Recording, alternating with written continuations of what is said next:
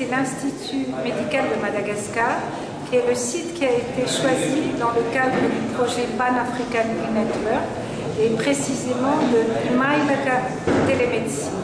Donc nous sommes sur le site de l'INM aujourd'hui pour l'inauguration de la télémédecine qui est un grand pas, une avant-première pour Madagascar. Vous faites partie du ministère des Télécommunications, vous êtes directeur général des infrastructures. Quel est le rôle justement de l'administration de la fonction publique? Alors aujourd'hui, le rôle du ministère, c'était simplement, à travers les nouvelles technologies, de donner un outil qui permettra à notre pays de mieux accéder aux soins à distance. Ensuite, c'est aux autres ministères et aux autres pouvoirs publics de prendre le relais. Aujourd'hui, nous sommes, si vous voulez, les initiateurs de ce projet.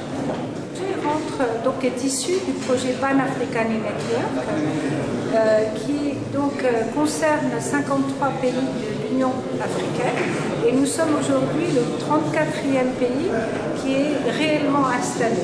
Donc, le dernier pays qui a été installé récemment c'est la Tanzanie et nous sommes donc le 34e pays. Le projet Pan-African Network donc à 3 volets, le volet formation, donc Imailaka Université, le volet télémédecine que nous inaugurons aujourd'hui, qui est Imailaka Télémédecine, et puis il y a également un 3e volet qui concerne l'e-gouvernance. Nous sommes en train de l'installer aussi. La télémédecine a un avenir à Madagascar? Moi je suis convaincue aujourd'hui que grâce aux nouvelles technologies, nous allons pouvoir améliorer la qualité des soins et aussi de faire accéder à toutes les régions isolées à des soins de qualité. Et je suis sûre et persuadée que la télémédecine est vraiment un projet d'avant-garde pour Madagascar et qui permettra dans les années qui viennent de pouvoir vraiment être au même, je dirais, au même titre que d'autres pays européens dans justement dans l'avancée de la médecine en général. Start from the station.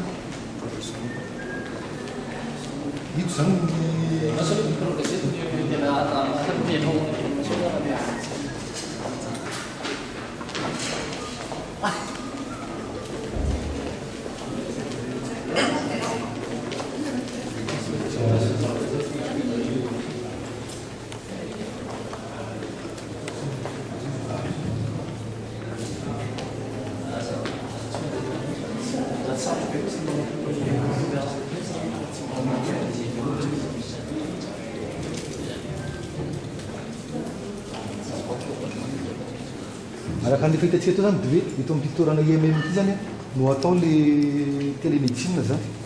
De eto zany tsika zao toerana fandraisana olona. Rehefa tonga zany le olona mamonjy an'le anao le fizahana tenen'ny dokotera teo na le olona anao an'le anatika an'le éducation médicale continue teo de tonga eto zany izy manontany de rehefa voaray eto zany le olona de rakan'olona mamonjy an'le CMU zany tonga de ampandrosonazy zany izy. Fa rakan'olona marary de mamonjy atao amin'ny docteur Romby zany salle de médecin. De atao amin'ny salle de médecin ity zany no ahitantsika misy ordinateur ato zany de misy imprimante zany de ato zany no mandray an'le marary dokotera.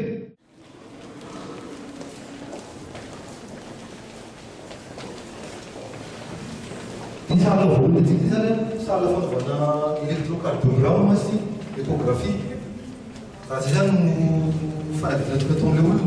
De ato zany de misy ordinateur anankiroa zay ifandray amin'le machine fanaovana électrocardiogramme sy fanaovana échographie. Fa zany hoe le fitaovana machine reo zany zao de mbola miantoka kely amin'ny farany volana février tsika vao avy zany izy ireo. De rehefa avy manao l'examen antoka zany le marary de tonga de voany anatin'le ordinateur izy de afaka alefa sady jerevan'ilay dokotera ny andafy miaraka azy amintsika zany. De ato moa zany ny toerana fanaovana ny radiographie fa mbola iandro ny fitaovana zany tsika sy fanaovana examen biologique madinidinika ohatra hoe glycémie urine examen d'urine na reny zany sy examen de sang. zay zany le fitahitantsika atao amin'le télémédecine zany zao dia ao manasantsika rehetra ho avy atao amin'ny efitrano anatin'izay zany mba ahafahantsika manao an'izay resaka